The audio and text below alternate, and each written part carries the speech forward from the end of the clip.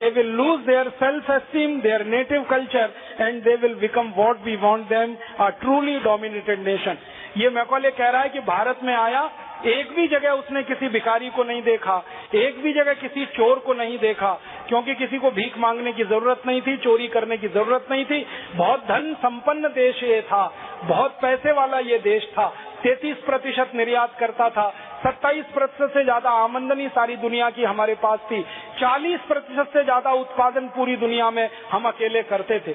इतना पैसे वाला समृद्धशाली संपन्न देश था, उस एक ईस्ट इंडिया कंपनी ने कंगाल और भिखारी देश बना दिया।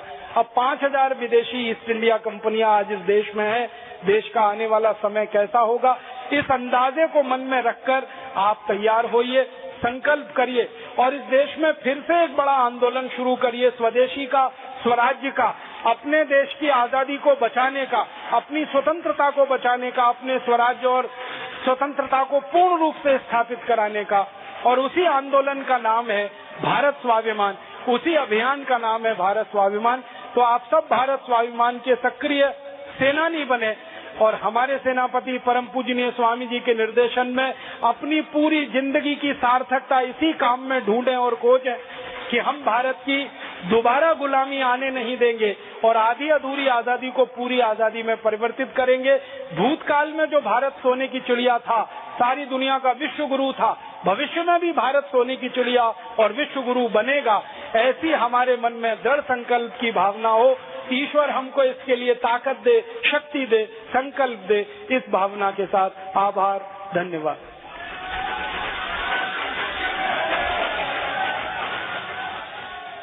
They will lose their self-esteem, their native culture, and they will become what we want them, a truly dominated nation. ये मैकॉले कह रहा है कि भारत में आया, एक भी जगह उसने किसी भिखारी को नहीं देखा, एक भी जगह किसी चोर को नहीं देखा, क्योंकि किसी को भीख मांगने की जरूरत नहीं थी, चोरी करने की जरूरत नहीं थी। बहुत धन संपन्न देश ये था, बहुत पैसे वाला ये देश था। 33% निर्यात करता था, 27% से ज्यादा आमदनी सारी दुनिया की हमारे पास थी, 40% से ज्यादा उत्पादन पूरी दुनिया में हम अकेले करते थे। इतना पैसे वाला समृद्धशाली संपन्न देश था, उस एक ईस्ट इंडिया कंपनी ने कंगाल और भिखारी